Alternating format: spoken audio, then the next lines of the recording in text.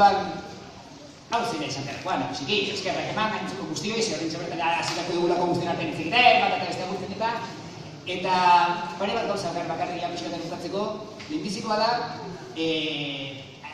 zerbait horretak dituta, nik espetxe lehen osan bezala eta horretak esan dutzen, espetxak izan dituen, nik orduak eta orduak eman izan ditut biltzatokietan, presoen inguruko teoria eta ustezko praktik ere bai izan zenuen, eta nola betere jakin banekien, o uste nuen nola betere mundurik uste hori ulertzen nuela.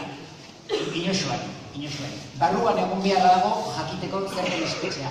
Ez da bakarrik irakutzen dugun hori eta zen edut, ni horretan aditu anintzen, asko nekien eta, baina gero sentitu beharra dago eguneroko espetxearen gaitasun suntzitzailea zenbaterainokoa den. Nik hori pairatu dut, onartzen dut eta barri egin dezaik etorrentxe, nola betere Xabierrek eta ezagutzen dituen misterios eta kompainerian gogoei eta ezin izan dutelako, ez? Eta baina ezagutu beharra dago espetxea, horrez dago ironik, horrez da ironik. Eta horren ondorioz, azkenenko horrez eta bukatzeko, beno, dakigu nola baitere azken 7 urte hauetan, horrek esateagatik, eta xeran, espizte batzuk zen genituela arrazo ezberdinak direla medio eta orain, ja, benetan lanari ekiteko momentua da. Ez bakar, Ipar Euskal Herriko lagunek erakutsi digutelako nola baitere beste aldarte batekin eta beste jarrera batekin gauzak posibiliak ere badirela, baizik eta presoek ezin dutelako minutu bat ere gehiagorik egon alako espetxeetan eta.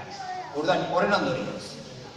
Ekin dezagun lanari, jarretzagun nola baitere presoen mundua problematika dauden dagokion tokian, eta ekin dezagun entasunei. Alik eta laizterren preso larriak etxera ekar ditzagun, ni ez naiz munduko balantzerik txarretan egon, ni indikar inora eta gaizki pazte dut, ni baino gaizkiago pasatzen zen dute besteak beste bendagoen antxak eta beste batzu, segun naiz, une eta egoen olabeten larriagoten egon direla eta, baina gabe behar ditugu lehenik eta behin preso larriak, osasunik gabe espetxean bizitzea hostia da izugarri egontza kaskarra, bigarrenik esango nukenik poliki presoak urbildu, Euskal Herriratu, eta gero presoen kolektiboak markatuko duen ingotik eta preso politiko guztiak etxera eta. Gaur jarri dugu izan.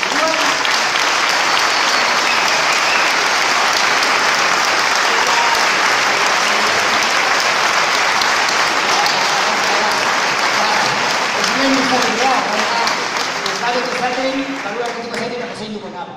Eta pasaen zerrolakoreko nago. Eta eziparmen esaten gainera, eskegatuko nintzen hori baino barroena, decepzionagarria, eta beraz, alperrik apoliskatik ez, indarrak batu, lehentasunak markatu, eta lanera. Eta besterik gabe, bihotzez, mila esker gain zuei, gora herria, gora euskal preso politikoa.